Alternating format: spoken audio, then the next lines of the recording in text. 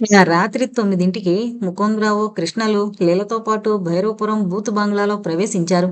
కృష్ణ మరో 4 టేప్ రికార్డర్లు పట్టుకున్నాడు. హాల్లో పెట్టిన 5 మైకు మౌత్ పీసులకు వీటిని కనెక్ట్ చేశాడు. మధ్య దానిని టేప్ రికార్డర్‌కి కనెక్ట్ చేశాడు. లీలను కిందంతస్తులో పడక గదిలో కూర్చోమన్నాడు. హాల్లో ఉన్న మెయిన్ స్విచ్ ఆఫ్ చేసేశాడు. బంగ్లా అంతా కటిక చీకటి. లీల పని కేవలం పూర్తిగా ఈ బ్రహ్మరాక్షసి మీద దృష్టిని కేంద్రీకరించి దాని కదలికను వీలైనంత వరకు కంట్రోల్ చేయడమే.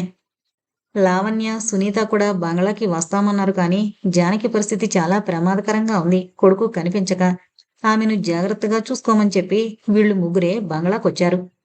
ఇన్ఫ్రారెడ్ ఫిల్మ్ లోడ్ చేసిన కెమెరాను తీసుకుని ముకుందరావుతో పాటు 3వ అంతస్తులోకి వెళ్ళాడు. స్టోర్ రూమ్ తెరిచాడు. ద్వారం దగ్గర నిలబడి లోపలికి చూశాడు. లోపల ఎలాంటి అలికిడి లేదు. లైట్లు లేకపోవడం వల్ల అంతా చీకటి చీకటి. కృష్ణ తడుముకుంటూ అన్ని గదులు చాలా నిశితంగా చూశాడు. ఎక్కడా ఎలాంటి శబ్దమూ లేదు. కానీ కృష్ణకి ప్రతి చోట ఏదో ఒక నీడ చీకట్లోనే కదులుతున్నట్టు అనిపిస్తోంది. కెమెరాని హాల్లో పెట్టి ఆన్ చేసి చుట్టూ ఒక అర నిమిషం తిప్పాడు. కింద నుంచి లీల కేక వేసింది. ఏమండి, ఒకసారి కిందకొస్తారు? ముకుందరావు చప్పున మెట్లు దిగబోయి దొర్లిపోయాడు. కృష్ణ టార్చ్ లైట్ వేసి చూశాడు. ముకుందరావు కింద మెట్టు మీద ఉన్నాడు. కృష్ణ చప్పున దిగి పట్టుకుని దెబ్బేమన్నా తగిలిందాండి అన్నాడు. లేదు, కాలు జారింది. రండి కిందకి వెళదాం అన్నాడు ముకుందరావు దులుపుకుంటూ. కిందకి పడక గదిలోకి వెళ్ళారిద్దరు. ఏంటి లీలా, ఈ బెడ్ మీద ఇద్దరు చూడండి అంది లీల. కృష్ణ కళ్ళు పెద్దవి చేసి చూశాడు. ఏవో ఆకారాలు కనిపిస్తూ మాయమవుతున్నాయి. జైల్లో రంగారావు గారి అబ్బాయి చెప్పిన దృశ్యం ఇదేనన్నమాట. కృష్ణ కెమెరాని బెడ్కి ఫోకస్ చేశాడు. 1 నిమిషం బెడ్ని కెమెరా స్టార్ట్ చేసి ఫిల్మ్ని ఎక్స్పోజ్ చేశాడు. ముకుందరావుకి బెడ్ మీద ఏమీ కనిపించలేదు. ఇది ఇన్ఫ్రారెడ్ ఫిల్మ్ కాబట్టి చీకట్లో ఫోటో పడుతుంది.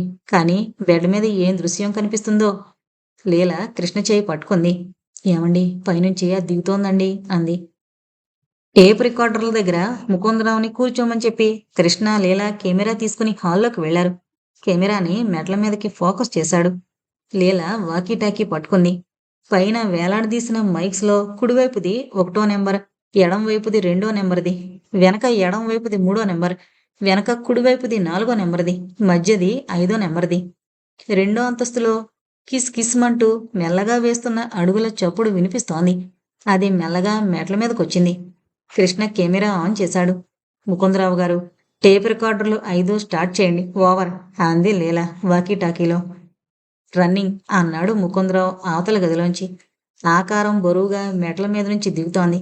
1, 2, 3, 10 మెట్లు. కృష్ణ కెమెరా మెట్ల వైపు ఫోకస్ చేసుంటే వెనక్కి వెనక్కి జరిగి హాల్లోకొస్తున్నాడు. ఎవరు నువ్వు? లీల మెల్లగా అడిగింది. ఆకారం నుంచి సమాధానం లేదు. మెట్లు దిగుతోంది. కెమెరా దృశ్యాన్ని తీసేస్తోంది. ఎవరో చెప్పు. మాతో చెప్పడానికి ఇష్టం లేదా? అసలు నువ్వున్నావా? ఉంటే ఏంటి నువ్వు తెలియపరచు. నిన్ను మేము ఏమీ అనం, వెళ్ళిపోతాం. నీకు అజేయమైన శక్తులుంటే చూపించు. అది హాల్లోకొచ్చేస్తోంది. లీలకు, కృష్ణకు అదేంటో స్పష్టంగా కనిపించడం లేదు, తెలియడం లేదు. నువ్వొట్టి రాక్షసుడు. నీకెలాంటి శక్తి లేదు. ఉంటే పైనున్న 1వ మైకు దగ్గర మాట్లాడు. నీకెలాంటి శక్తులు లేవురా, ఒట్టి రాక్షసుడివిరా. 1వ మైకు దగ్గర ఎవర్రా మీరు అన్న శబ్దం స్పష్టంగా వినిపించింది. అవతల గదిలో రికార్డు చేస్తున్న ముకుందరావు, మొదటి రికార్డులో మాటలు రికార్డు అవుతున్నాయండి, ఓవర్ అని వాకీటాకీలో చెప్పాడు. ఓకే, దీనికి తెలుగు తెలుసన్నమాట అని నవ్వింది లీల. ఇంగ్లీష్ కూడా తెలుసునే అని అరిచింది. ముకుందరావు వాకీటాకీలో మాట్లాడాడు. లీలగారు, 5వ నెంబర్ మైకులో మాటలు వినిపిస్తున్నాయి. అంటే అది సరిగ్గా నీ తల మీద ఉందన్నమాట. కృష్ణ మధ్య మైక్ వైపు కెమెరాని ఫోకస్ చేశాడు. నువ్వెందుకు ఈ రూపంలో తిరుగుతున్నావు? నా ఇష్టం. మధ్య మైకులోనే వినిపిస్తోంది, ఓవర్ అని ముకుందరావు వాకీటాకీలో చెప్పాడు. నీ ఇష్టమే కావచ్చు, కానీ ఇక్కడికి వచ్చేవాళ్ళని ఎందుకు బాధించడం? నువ్వెవరితో అడగడానికి? 2వ మైక్, ఓవర్ ముకుందరావు చెప్పాడు. కృష్ణ 2వ మైక్ ఉన్నవైపు కెమెరాని ఫోకస్ చేశాడు. రంగారావుని, అతని 2వ భార్యని, 2 కూతుర్లని ఆ కుర్రాడితో ఎందుకు చంపించావు? లీల అడిగింది. నా ఇష్టమే. ముకుందరావు ఉలికి పడ్డాడు. అన్ని మైక్స్లోంచి చాలా గట్టిగా వినిపిస్తోందండి, ఓవర్ అన్నాడు ముకుందరావు వాకీటాకీలో. కృష్ణ చిత్రంగా చూశాడు. పైన కట్టిన మైకుల వైపు చూశాడు. అవి ఒకదానికొకటి చాలా దూరంలో ఉన్నాయి. తూర్పు పడమరలుగా అవి 50 అడుగుల దూరంలోనూ, ఉత్తర దక్షిణాలుగా 35 అడుగుల దూరంలోనూ, మధ్య మైకు 10, 15 నుంచి 30 అడుగుల దూరంలో ఉన్నాయి. వాటికి అడుగు ముందు నుంచి మాట్లాడితే తప్ప రికార్డు కానంత బలహీనమైన మైక్స్. అలాంటిది దాని కంఠం అన్నింటి నుంచి ఒకే వాల్యూమ్లో వినిపించి రికార్డ్ అయిందంటే అది ఒకే సమయంలో అన్ని చోట్ల ఉన్నట్టే. లీల నవ్వింది. వాళ్ళని నువ్వే చంపించావంటే నీ కొడుకుని అందలమెక్కించాలని, ఆ దుర్మార్గపు వెధవకి పట్టం కట్టి లోకాన్ని ఇంకా ఇంకా చంపించాలని, అంతే కదూ? నీ కోడల్ని చంపించింది కూడా నువ్వే. ఆమె మీద కూడా నువ్వు కన్ను వేశావు. ఆమె మహాపతివ్రత కాబట్టి ఆవిడ దగ్గరకు నువ్వు బ్రతికొండగా చేరలేకపోయావు. చచ్చాక నువ్వు నీ కొడుకుని ఆవహించి ఆమెను పొందాలనుకున్నావు. ఆమె ఇది కనిపెట్టి భరతనే దగ్గరకు రానిచ్చేది కాదు. అలాగే రాధ తల్లి కృష్ణవేణిని కూడా చెరచాలనుకున్నావు. అది నీకు సాధ్యం కాలేదు. అందుకని నువ్వు చచ్చాక నీ కొడుకుతో ఆమెను చెరిపేశావు. పార్వతిని చెరచడం కూడా నీ పనే. నోర్మి దొంగముండా. నాకేం వినిపించడం లేదండి, ఓవర్. ముకుందరావు వాకీటాకీలో అన్నాడు. వాడు కిందకి దిగి నాతోనే మాట్లాడుతున్నాడు ముకుందరావు గారు. నన్ను ఏదో చేసేయాలని ప్రయత్నిస్తున్నాడు. కానీ వాడికి సాధ్యం కావడం లేదు. వాడికి వాడి చెప్పు చేతల్లో ఉండే శరీరం కావాలి. అది ఇక్కడ లేదు, ఓవర్. నిన్ను చంపగలనే అని అరిచి తిరిగి అది అన్ని మైకుల్లోంచి పెద్దగా గర్జించింది. ఒరే ముకుందరావు, నువ్వు బయటికి రారా. నా నుంచి నీకేం కావాలో చెప్పు అన్నాడు ముకుందరావు. నీ శరీరం రా. ఎందుకు? దీన్ని చంపాలి. నువ్వేం చేయలేవయ్యా భూపతి నాయుడమ్మా అంది లీల. ఎవరే నా పేరెట్టి పిలిచింది? ఎంత సాహసమే! మిమ్మల్ని అందరినీ చంపి పారేస్తానే. అది అలా అండం, హాల్లో సుడిగాలి లేవడం ఒకేసారి జరిగాయి. అది క్రమేపీ దగ్గరైపోయి ముందు లీల మీదకి బీసుకుపోయింది. లీల దీనిని లెక్క చేయలేదు. దానిని పారదురలేట్టు కాన్సన్ట్రేట్ చేయడం మొదలుపెట్టింది. గాలి హోరు అన్ని మైకుల్లోనూ బాంబులు బద్దలైపోతున్నట్టు వినిపిస్తోంది. కృష్ణ మాత్రం ఫిలిం తీయడం మానలేదు. ఈ సుడిగాలి స్వరూపమేంటో తెలుసుకోవాలని కెమెరాని వదల్లేదు. సుడిగాలి కృష్ణను బిగించేయడం మొదలుపెట్టింది. కృష్ణకి తట్టుకోవడం కష్టమైపోతుంది. ఇక అక్కడ ఉండడం క్షేమం కాదనుకున్నాడు. ముకుందరావుని కేకేసి టేప్ రికార్డర్లని తీసుకొచ్చేయమన్నాడు. ముకుందరావు ఎక్కడి వైర్లు అక్కడ తెంచేసి పొరుగునొచ్చాడు. హాల్లోంచి కాకుండా ముగ్గురు కలిసి మరో గదిలోంచి తలుపులు తెరుచుకుని హనుమంతరావు ఇంటికి పరిగెత్తారు. బూతు బంగ్లాలో తీసిన ఫిల్మ్ని డెవలప్ చేసి ప్రింట్ చేసి ప్రొజెక్టర్లో ఇంటందరికీ చూపించాడు కృష్ణ. నమ్మలేనంత విచిత్రంగా స్పష్టంగా వచ్చింది. 3వ అంతస్తులో ఉన్న స్టోర్ రూంలో తీసిన ఫిలిం. ఆ చిన్న గదిలో కొన్ని వందల విచిత్ర ఆకారాలు స్పష్టంగా పడ్డాయి. అన్నీ కూడా కెమెరా వైపే చూస్తున్నట్టున్నాయి. అన్నీ కూడా మానవాకృతిలోనే ఉన్నాయి. కొన్ని కుక్కలు, మేకలు, కోళ్లు, అడవి పందులు కూడా కనిపించాయి. అన్నీ కూడా కెమెరా వైపుకే వచ్చి కెమెరా మీదుగా ఎక్కడికో ఎగిరిపోతున్నాయి. తర్వాత మిగతా గదుల్లోని దృశ్యాలు కనిపించాయి. ఇక్కడ ఉన్న ఆకారాలు చాలా తక్కువగా ఉన్నా ప్రతి వస్తువు వెనక అవి తారట్లాడుతున్నాయి. 1, 2 అటు ఇటు తిరుగుతున్నా అవి ఒకదాంట్లోంచి మరొకటి దూసుకుపోతున్నాయి. తర్వాత దృశ్యం కింద అంతస్తుల్లోని హాల్లోని మెట్లు. పై మెట్టు మీద కాళ్ళు ముందుగా కనిపించాయి. అవి కిందకి దిగుతున్నాయి. క్రమేపీ మొత్తం ఆకారం కనిపించింది. అది హాల్లోకొచ్చింది. స్పష్టంగా కనిపించిన భయంకర ఆకారాన్ని చూసి పిల్లలు, హనుమంతరావు భార్య సీతామహాలక్ష్మి హడలిపోయారు. బజార్లో అమ్మే మట్టి బొమ్మ తలని సగానికి నిలువుగా బద్దలు కొట్టేస్తే అది లోపల గుల్లగా ఎలా కనిపిస్తుందో అలానే ఉంది ఆకారం. బద్దలైపోయిన తల నుంచి బూడిద రంగులో సగం మెదడు కనిపిస్తోంది. నెత్తురు చిమ్ముతోంది. ఒకే కన్ను, సగం ముక్కు, సగం పెదవులు, ఒకే చెకిలి మహాఘోరాతి ఘోరంగా కనిపిస్తున్నాయి. ఒకవైపున గుబురుగా పెరిగిన మీసం, రెండో వైపున కిందకివ్వాలున్న మీసం, రక్తంతో తడిసిన దుస్తులు. ఈ ఆకారం హాల్లోకొచ్చి అతి స్పష్టంగా మాట్లాడిన మాట వినిపించింది. ఎవర్రా మీరు? ఈ శబ్దం మాత్రం దాని పెదవుల మధ్య నుంచి రావడం లేదు. క్షణం తర్వాత ఇంగ్లీష్ కూడా తెలుసునే అన్న మాటలు కంగును వినిపించాయి. తర్వాత నా ఇష్టం అన్న మాటలు. కెమెరా ఎటువైపుకు తిరుగుతున్నా దాని ఆకారమే కనిపిస్తోంది. నువ్వెవరితో అడగడానికి? కేవలం దాని మాటలే రికార్డ్ అయ్యాయి. వీళ్ళ ప్రశ్నలేమిటో రికార్డు కావడం లేదు. తర్వాత అతి భయంకరంగా హోరుమంటూ అన్ని మైకుల్లోంచి నా ఇష్టమే అనే అరుపు వినిపించింది. ఆకారం గది పొడుగున చేతులు చాచింది. ఒక చేత్తో లీలను, మరో చేత్తో కృష్ణను పట్టుకునేందుకు తెగ ప్రయత్నం చేస్తోంది. దాని చేతులు లీలా కృష్ణల 1/2 మీటర్ ముందుకొచ్చి ఏదో షాక్ తగిలినట్టు వెనక్కి లాగేసుకుంటుంది. తిడుతోంది. కొట్ట ప్రయత్నిస్తోంది. ఏమీ లాభం లేక చివరికి సుడిగాలిలా మహోధృతంగా హాల్లో తిరగడం మొదలుపెట్టింది. ఆ సుడిగాలి వాళ్ళు సర్వసాధారణంగా చూసే సుడిగాలిలా లేదు. ఎలక్ట్రిక్ స్పార్క్ డిశ్చార్జ్ అయినట్టు గదంతా వెలుతురుతో నిండిపోతోంది. సుడిగాలి హాలంతా నిండిపోయినా ఆ కరెంటు ఎవరికీ షాకుని కొట్టడం లేదు. ఆ గాలి ఉధృతానికి హాల్లోని వస్తువులు చుట్టూ గిరగిరా తిరిగిపోతున్నాయి. ఫిల్మ్ అయిపోయింది. ప్రేక్షకులు ఎవరి నోట్నుంచి మాట లేదు. ఏమిటంటారిదంతా అని అనగలిగాడు ముకుందరావు. ఏంటో అన్నదానికంటే దాన్ని ఎలా కంట్రోల్ చేయాలనే ఆలోచనలో కొట్టుకుపోతున్నాడు కృష్ణ. అతనికెందుకో అకస్మాత్తుగా వీరాంజనేయులు గుర్తుకొచ్చాడు. అతనిప్పుడు ఎక్కడున్నాడో, ఏం చేస్తున్నాడో, ఎలా ఉన్నాడో. నారాయణపురావు మీద ప్రయోగం చేస్తానన్నాడు. ఇప్పుడు నారాయణపురావు ముఖ్యం కాదు. ఈ బ్రహ్మరాక్షసి భూపతి నాయుడమ్మని కంట్రోల్ చేసి నాశనం చేయకపోతే ఈ దుష్టశక్తి అందర్నీ హతమార్చేసేటట్టుగా ఉంది. వీరాంజనేయులు ఎక్కడున్నాడో వీళ్ళని ఎవరినడిగినా చెప్పలేరు. తను లీలా మనోదృష్టితో తెలుసుకోవాలి. అతన్ని డిస్టర్బ్ చేయకుండా ఇక్కడ విషయాలు కన్వే చెయ్యాలతనికి. అతని శక్తుల్ని, యుక్తుల్ని ముందు దీని మీదకు పంపించి దీన్ని ముందు హతమార్చాలి. ఎవరికీ ఏం చెప్పకుండా లీలం తీసుకుని పై గదిలోకి వెళ్ళిపోయారు. వీరాంజనేయులు పద్మాసనం వేసుకుని ఒంటరిగా కూర్చుని జపం చేస్తూ ఉన్నాడు ఏకాగ్రతతో. తను ఏ శక్తిని వశం చేసుకునేందుకు తదేక దీక్షతో తపస్సులో కూర్చున్నాడో ఆ శక్తి తన చుట్టూ తిరుగుతోంది. ఇవాళ ప్రత్యక్షమవుతోంది. దాంతో అతను సాధించలేందంటూ లేదు. కాని అతని ఏకాగ్రతని ఏదో మధ్యకొచ్చి భగ్నం చేస్తున్నట్టు అనిపిస్తోంది. వీరాంజనేయులు చలించలేదు. మరింత ఘోరంగా ఏకాగ్రతలో మునిగిపోయాడు. కళ్ళు మూసుకునే దృష్టిని మస్తిష్కంలో పీనియల గ్లాండ్లో ఉండే పాల మధ్య భాగానికి వెనక మధ్యలో కేంద్రీకరిస్తున్నాడు. పీనియల గ్లాండ్లో కల్లోలం మొదలవుతుంది. సోలార్ ప్లెక్సస్లో కూడా ఏదో కదలిక. థాలామస్ గ్లాండ్లో కూడా సంచలనం మొదలైంది. శరీరంలోని నాడీ మండలమంతా ఉద్రిక్తమైపోతుంది. అదేంటో అతను ఆలోచించదలుచుకోలేదు. మనసుని బంధించేశాడు. కాన్షియస్ మైండ్ని తాత్కాలికంగా న్యూట్రలైజ్ చేసి పారేశాడు. అయినా ఊగిపోతోంది అతని శరీరం. న్యూరాన్స్ చలించిపోతున్నాయి. కోడ్స్ రూపంలో ఏదో మెసేజ్ వస్తోంది. క్రమేపీ అతని మనసు, కాన్షియస్ మైండు లేస్తున్నాయి. మెల్లగా ఎక్కడ్నుంచో వస్తోన్న ఎలక్ట్రికల్ ఇంపల్సెల్స్ని పట్టుకుంటున్నాయి. వైబ్రేషన్స్కి అవి లొంగిపోతున్నాయి. లొంగిపోతున్నాయి. లొంగిపోతున్నాయి. లొంగిపోయాయి.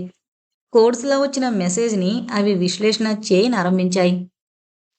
వీరాంజనేయులు ఉలిక్కిపడ్డాడు. ఎవరు? వీరాంజనేయుల మనసే తిరిగి మెసేజ్ని ట్రాన్స్మిట్ చేసింది. కృష్ణని. హైదరాబాద్ నుంచి వచ్చాను. ఎక్కడ్నుంచో కృష్ణ వార్తా ప్రసారం. ఏం కావాలి బాబూ? వీరాంజనేయులి మనసు ప్రచారం. నారాయణపురావుని కాదు, ముందు మీరు హతమార్చాల్సింది అతని తండ్రి భూపతి నాయుడమ్మ రాక్షసాత్మని. లేకపోతే అందరూ నాశనమైపోతారు. నాకింకా ఫ్లోరోష్ వశం కాలేదు బాబూ. అతన్నుంచి ప్రసారం. వశమవగానే ముందు మీరు ఈ దుష్టశక్తిని సంహరించాలి. అలాగే బాబు. వీరాంజనేయులు అన్ని శక్తుల్ని కేంద్రీకరించేసుకున్నాడు.